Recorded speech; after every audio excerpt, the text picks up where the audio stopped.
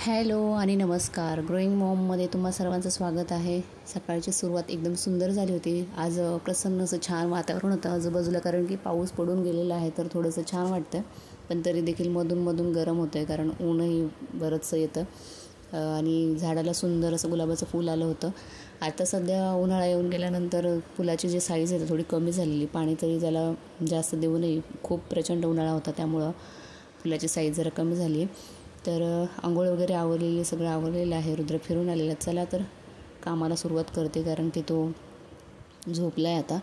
आज कामोल्या मावशींची पण तब्येत खराब आहे, तर त्यामुळे भांडी वगैरे सुद्धा करायची आहेत, कारण सध्या वातावरण चेंज झाले, त्याच्यामुळे त्यांना पण सर्दी ताप वगैरे सुरू झाले.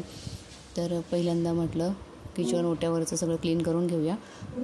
शेगडी जी आहे तर तिच्याकडं रात्री भात बनवताना पाणी बरंचसं जे आहे तर ते खाली सांडलं होतं, त्यामुळे ते सगळं चिकट झालं होतं. म्हणून शेगडी पहिल्यांदा घासून घेतली आणि म्हटलं त्यानंतर जे आहे तर ते भांडे घासून घेता येतील. पाणी जे सध्या रेग्युलर येते त्यामुळे जरा बरं वाटतं, नाहीतर दिवसाआड पाणी यायचं तर आमच्याकडे एकदम पुरवून पाणी वापरायला लागलं की थोडंसं आपल्याला पण कामं करताना पाण्याचा वापर कमी करावा लागतो. त्यामुळं काय जास्त एक्स्ट्राची कामं जी आहेत तर ती आपण भरपूर पाण्यामध्ये तर नाहीच करू शकत.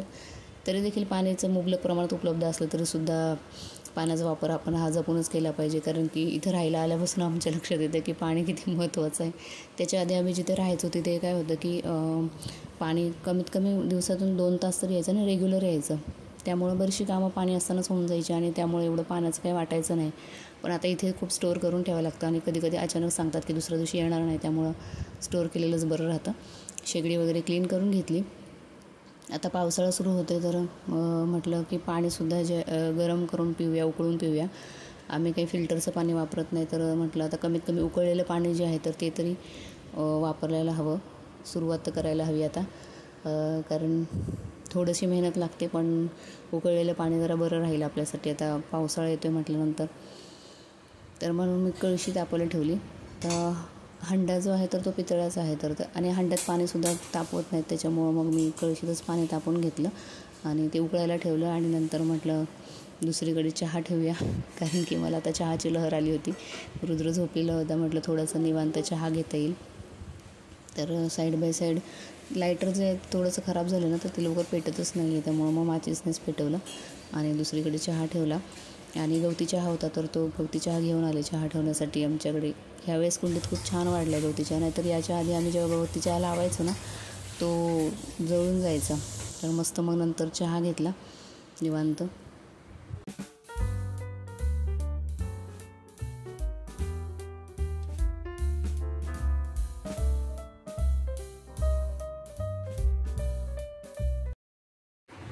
चहा पिऊन झाल्यानंतर भांडे आवरले आणि म्हटलं लादी पुसून घेऊया, आणि तोपर्यंत पाणी उकळून झालेलं होतं.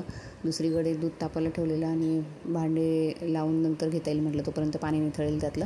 आणि लादी पुसून घेतली. आणि सध्या ना काही दिवसापासून मुंग्या पण व्हायला लागलेल्या आहेत, त्यामुळं थोडंसं लादी रोजच्या रोज पुसली तर कसं मुंग्या थोड्या कमी होतील म्हणून. काही जरी सांडलं तरी लगेच मुंग्या येतात.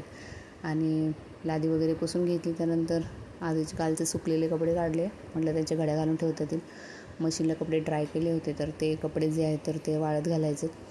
या बाजूने उजेडच जास्त येत नाही, त्याच्यामुळे व्हिडिओमध्ये सुद्धा अंधार वाटतो, कारण आमच्या घराची जी डिरेक्शन आहे त्या साईड जास्त ऊन येत नाही, त्यामुळं चांगला असा घरभर असा छान प्रकाश येत नाही आणि तो व्हिडिओमध्ये सुद्धा थोडंसं अंधुक वाटतं. आता आभाळही येतं कधी तर ते अजूनच अंधुकपणा जाणवतो. त्यानंतर भांडी लावून घेतली आणि म्हटलं कणिक मळून ठेवता येईल. आणि आज वटपौर्णिमा होती, पण मला जायचं नव्हतं म्हणून मी म्हटलं उपवासच धरूया आज फक्त. तर कणिक मळून घेते. आई जे आहेत तर ते नंतर जेवतील आणि रुद्रचे पप्पा ते सुद्धा जेवतील. मग रुद्रसाठी भात लावायचा आहे थोडासा, खिचडीचा थोडंसंच लावते, म्हटलं तो वाया जातो नाही तर. आणि कणिक मळून घेतली. त्यानंतर साबुदाण्याची खिचडी करायची आहे, तांदळाची खिचडी लावायची आहे. आणि भाजीला काय करायचं म्हणून मी ठरवलं की लाल भोपळा करूया. आणि शेंगदाणे आधी खिचडीसाठी भाजून घेतले, कणिक मळून ठेवलेलं. मग साबुदाण्याची खिचडी तर थोड्या वेळाने करेल. पहिल्यांदा रुद्रासाठी खिचडी बनवून ठेवते, त्याच्यानंतर शेंगदाणे वगैरे बारीक करून ठेवता येतील, ग्राइंड करता येतील. हा जो लाल भोपळा जो असतो, आपण डांगर भोपळासुद्धा त्याला म्हणतो, तर त्याचीसुद्धा पातळ भाजी चांगली होते. म्हणजे रोजच्या रोज आपल्याला नेहमी खायला ती एवढी चांगली नाही वाटत, पण कधीतरी केली तर छान वाटते. हिरवी मिरची लसूण वगैरे बारीक करून घ्यायचा आणि शेंगदाण्याच्या कुटामध्ये थोडीशी शेंगदाण्याचं कूट जास्त नाही घालायचं, शेंगदाण्याचं कूट थोडासाच ॲड करायचं त्याच्यामध्ये, तर ती भाजी चांगली लागते, कधीतरी खायला छान आहे. मला बऱ्याच दिवसापासून ते भोपळ्याचे गोड पुऱ्या ज्या आहेत त्या करायच्या आहेत, पण ते काही टाईमच मिळाला नाही. अजून भोपळा आहे उरलेला अर्धा, तर बघूया त्याचा टाईम मिळाला की तर तो भोपळ्याच्या पुऱ्यासुद्धा करून घेईल. तर या भाजीसाठी थोडंसं हिरवी मिरची आणि लसूण जे आहे तर ते सेपरेट बारीक करून ठेवलेलं. तर ते पहिल्यांदा फोडणीला टाकते, जिरे मोहरी वगैरे फोडणीला टाकली आहे. याच्यात काही जास्त जात नाही, पण तरीसुद्धा चव छान लागते. आणि त्यानंतर चांगलं परतवून वगैरे घेतलं. तर बऱ्याचसा स्वयंपाक गॅस रिकामा नव्हता. रुद्राची खिचडी एक साईडला होती. ती तुरीची डाळ जी आणलेली ना ती जास्त लवकर शिजतच नाही, तर त्याच्यात मिक्स डाळ घातलेली आहे. तर म्हणून मी थोडंसं त्या पातेल्याचे जे आपण झाकण ठेवलेलं त्याच्यावरती सुद्धा थोडं पाणी ॲड केलं, कारण म्हटलं थोडं गरम पाणी ॲड करता येईल जर पाणी कमी पडलं खिचडी शिजण्यासाठी. तर भोपळा परतवून घेतला आणि त्याच्यामध्ये नंतर थोडंसं पाणी ॲड केलं शिजण्यासाठी. थोडीशी पातळ केली नंतर छान लागते, भातासोबतसुद्धा चांगले लागते खायला. आणि मीठ वगैरे ॲड करून मस्त भाजी तयार झाली.